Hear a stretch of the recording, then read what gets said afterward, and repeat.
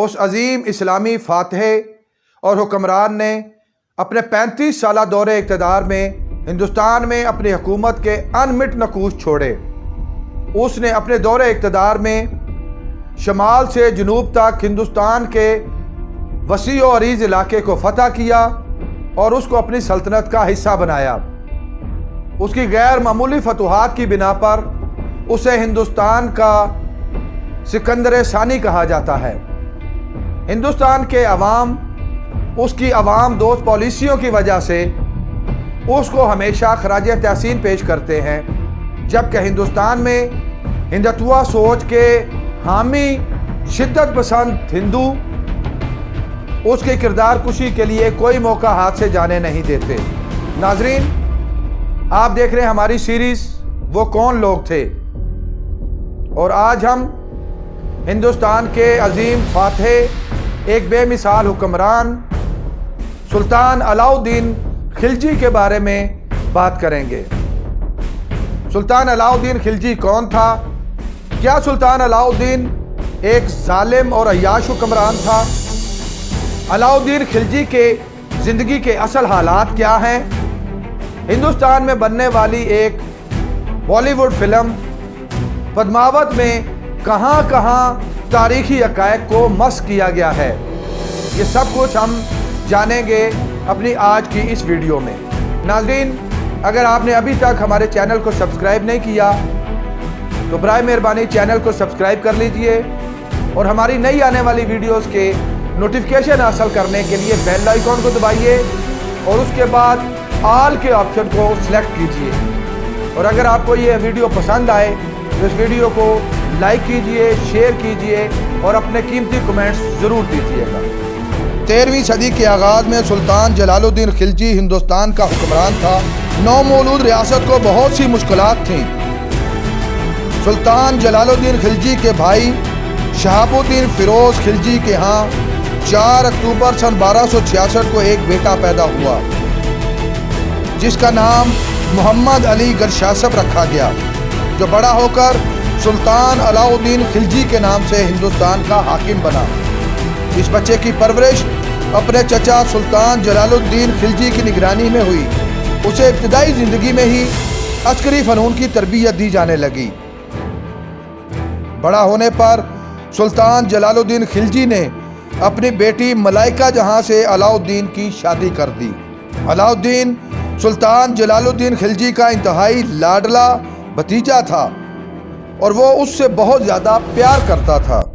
सन 1291 ईस्वी में सुल्तान जलालुद्दीन अलाउद्दीन खिलजी को हज्जो जैसे बागी की सरकोबी के लिए भेजता है। इस मुहिम की कामयाबी के बाद अलाउद्दीन को कटरा और मानकपुर का गवर्नर बना दिया जाता है। कटरा की गवर्नरी के दौरान उसे खुलकर अपने जौहर दिखाने का मौका मिलता है। इस दौरान वो अपने आप को इंतहाई मजबूत भी कर लेता है। इस अरसे में वो अपने भाई अलमास बेग के जरिए सुल्तान जलालुद्दीन का एतमाद भी बहाल रखता है। सन 1292 ईस्वी में सुल्तान जलालुद्दीन की इजाज़त से उसने मालवा पर फौज कशी की और उसे फतह कर लिया। सुल्तान इंतहाई खुश हुआ और उसे आर्ज़ ममालिक का ओहदा और ओद की गवर्नरी भी दे दी। सन 1296 ईस्वी को सुल्तान जलालुद्दीन खिलजी अलाउद्दीन के पास कटरा जाता है। वहाँ सुल्तान जलालुद्दीन को 2 अफराद कत्ल कर देते हैं। सुल्तान के कत्ल के हवाले से 2 रिवायात पाई जाती हैं। एक रिवायत के मुताबिक सुल्तान को अलाउद्दीन खिलजी ने कत्ल करवाया, जबकि दूसरी रिवायत के मुताबिक सुल्तान जलालुद्दीन के उमरा ने उसकी पॉलिसियों से नाराज़ और नाखुश होकर उसे कत्ल करवा दिया। जलालुद्दीन के कत्ल के हवाले से अलाउद्दीन पर लगने वाले इल्ज़ाम के रावी और हामी ज़्यादातर हिंदू मुअर्रिखीन हैं, जबकि मुसलमान मुअर्रिखीन का बयानिया है कि उसे 2 नामालूम अफराद ने कत्ल किया। सुल्तान जलालुद्दीन खिलजी के कत्ल के बाद 21 अक्टूबर सन 1296 को अलाउद्दीन खिलजी दिल्ली पहुंचकर अपने इक़्तिदार और हुकूमत का ऐलान कर देता है। अब अलाउद्दीन सुल्तान अलाउद्दीन खिलजी बन चुका था। اس نے اقتدار سنبھالتے ہی مہم جوئی کا آغاز کر دیا۔ جب علاؤالدین خلجی نے اقتدار سنبھالا تو اسے اندرونی اور بیرونی سازشوں کا سامنا تھا۔ ایک طرف بدامنی اور لا قانونیت کا راج تھا تو دوسری طرف منگول بھی افغانستان اور چین کو فتح کرتے ہوئے ہندوستان کی طرف بڑھ رہے تھے۔ سلطان علاؤالدین خلجی نے منگولوں سے مقابلے کی تیاریاں شروع کر دی۔ منگولوں نے ہندوستان پر قبضہ کرنے کے لیے 4 بڑے حملے کیے۔ منگول جس طرف بھی جاتے اپنے مقبوضہ علاقوں کو تباہ و برباد کر دیتے۔ وہ پوری دنیا میں ایک وحشت کی علامت بن چکے تھے۔ اپنے مقبوضہ علاقوں میں قتل عام کا بازار گرم کرنا ان کا معمول تھا۔ انسانی کھوپڑیوں کے مینار بنائے جاتے۔ ان کے جانے کے بعد صرف اور صرف تباہی ہی بچتی تھی۔ سن 1298 عیسوی کو چغتائی خان کی قیادت میں منگول فوج نے حملہ کیا تو علاؤالدین نے آلکا خان کی قیادت میں فوج بھیجی جس نے منگولوں کو شکست دی اور اس مارکے میں 20,000 منگول قتل ہوئے۔ اس کے بعد سن 1299 عیسوی میں ظفر خان کی قیادت میں خلجی فوج نے منگولوں کو سندھ میں شکست دی۔ سن 1303 عیسوی میں کافور خان کی قیادت میں منگولوں کو شکست دی گئی اور ایک روایت کے مطابق اس جنگ میں خلجی فوج کی قیادت خود کر رہا تھا۔ سن 1305 عیسوی میں ملک نائک خان کی قیادت میں خلجی فوج نے منگولوں کا مقابلہ کیا اور اسے شکست دی اور اس جنگ میں 10,000 سے زائد منگول قتل ہوئے۔ اس مہم جوئی کے دوران منگول قصور تک پہنچ چکے تھے، مگر علاؤالدین خلجی کی شدید مزاحمت پر اس کے بعد منگولوں کو جرأت نہیں ہوئی کہ وہ اس طرف دوبارہ منہ کر سکتے۔ علاؤالدین خلجی نے اقتدار سنبھالنے کے بعد بغاوتوں کو کچلا اور حکومتی نظم و نسق کو انتہائی بہتر بنایا۔ اس نے پہلی بار سکوں کی قیمت کا تعین کیا، روزمرہ کی اشیاء کی قیمتیں متعین کی، تجارتی منڈیاں بنائیں، کھیت اور منڈی کے درمیان دلالی کے سسٹم کو ختم کیا، فوج کی تنخواہیں متعین کی، شاہراہوں کا ایک نیٹ ورک پھیلایا، شراب نوشی پر پابندی لگائی، راشن کی فراہمی کا ایک مربوط نظام بنایا، معلومات کے اصول کا ایسا نظام بنایا کہ مارکیٹ کی قیمتوں کی ہر وقت خبر رہتی، ذخیرہ اندوزی اور منافع خوری پر سخت سزائیں دی جاتی تھیں۔ ہر غرض خلجی کے دور حکومت میں عوام انتہائی خوشحال تھی۔ اس دوران ایک موقع ایسا بھی آیا کہ جب علاؤالدین خلجی نے ایک نئے دین کی تشکیل کا ارادہ کر لیا، مگر ایک دلیر اور صاحب الرائے مشیر علاء الملک کی رائے اور مشورے پر اس نے اس ارادے سے توبہ کر لی۔ علاؤالدین خلجی نے اپنی سلطنت کو وسعت دیتے ہوئے اسے شمالی اور جنوبی ہندوستان تک پھیلا دیا۔ سن 1296 عیسوی میں ہی علاؤالدین خلجی نے دکن کے علاقے میں یادو مملکت کے دارالحکومت دیوگری پر حملہ کر دیا۔ اسے آج کل دولت آباد کہا جاتا ہے۔ وہاں کا حاکم راجہ رام چندر قلعہ بند ہو گیا۔ خلجی نے محاصرہ کر لیا، مگر جلد ہی راجہ رام چندر قلعہ سے باہر آ کر لڑائی لڑنے پر مجبور ہو گیا۔ ایک خون ریز جنگ ہوئی اور فتح علاؤالدین خلجی کے حصے میں آئی۔ سالانہ خراج کی شرط پر امن معاہدہ ہو گیا۔ جب علاؤالدین خلجی نے قلعہ کے اندر خزانے کا معائنہ کیا تو اس میں اس کو ایک انتہائی بڑے سائز کا ہیرا ملا۔ اس کو دیکھتے ہی اس نے کہا، یہ تو کوہ نور یعنی نور کا پہاڑ ہے۔ دنیا اس ہیرے کو کوہ نور کے نام سے جانتی ہے۔ وہ اس ہیرے کو اپنے ساتھ غزنی لے جاتا ہے، جو بعد ازاں انگریزوں کے ہاتھ لگا اور آج بھی ملکہ برطانیہ کے تاج کا حصہ ہے۔ گو کہ اب اس کے 3 حصے کر دیے گئے ہیں، جس میں سے ایک حصہ ताज में, जबकि बाकी के 2 हिस्से मलका के कमरबंद में लगाए गए हैं। 1301 ईस्वी में खिलजी ने रंथंबोर को फतह कर लिया, जो कि दिल्ली और चटोर के दरमियान वाक़या था।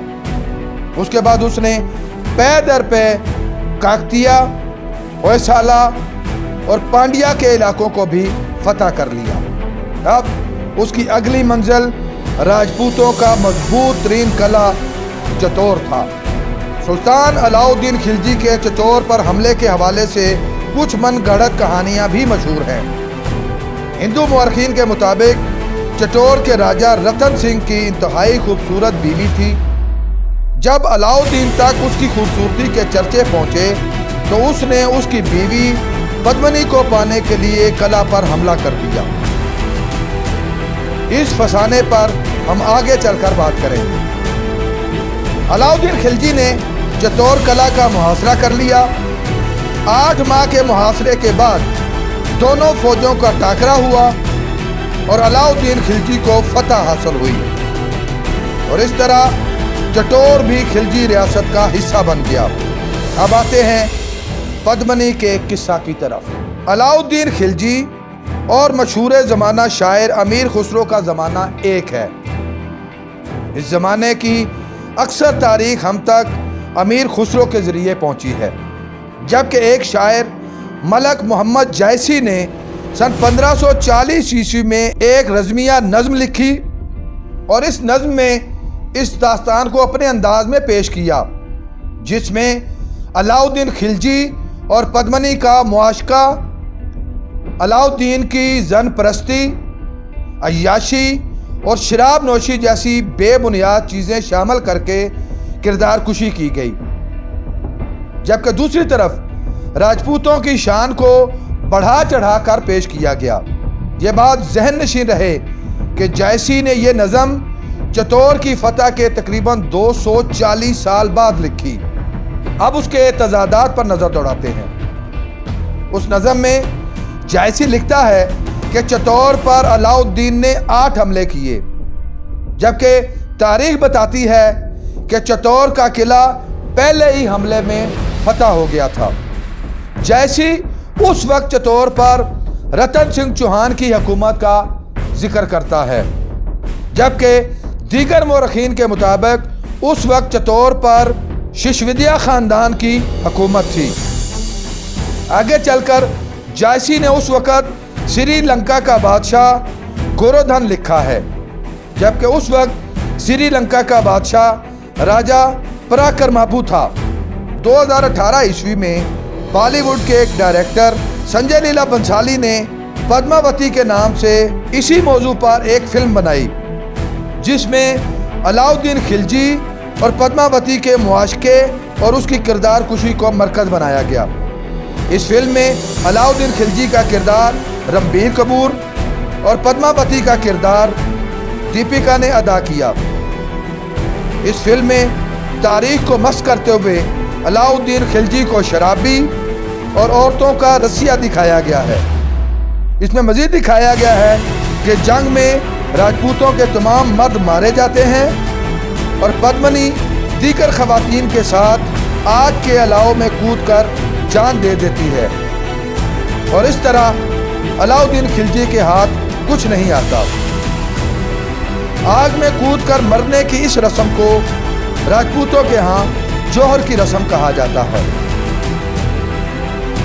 इस फिल्म के बनाए जाने पर मुसलमान तो मुश्तिल थे ही, मगर हिंदुस्तान के राजपूतों ने भी इस पर शदीद एहतजाज किया और वो इस हवाले से हिंदुस्तान की सुप्रीम कोर्ट में चले गए, जिसके बाद इस फिल्म का नाम पद्मिनी से बदलकर पद्मावत कर दिया गया और हिंदुस्तान के अंदर भी राजपूत इलाकों में इस फिल्म की नुमाइश पर पाबंदी लगा दी गई।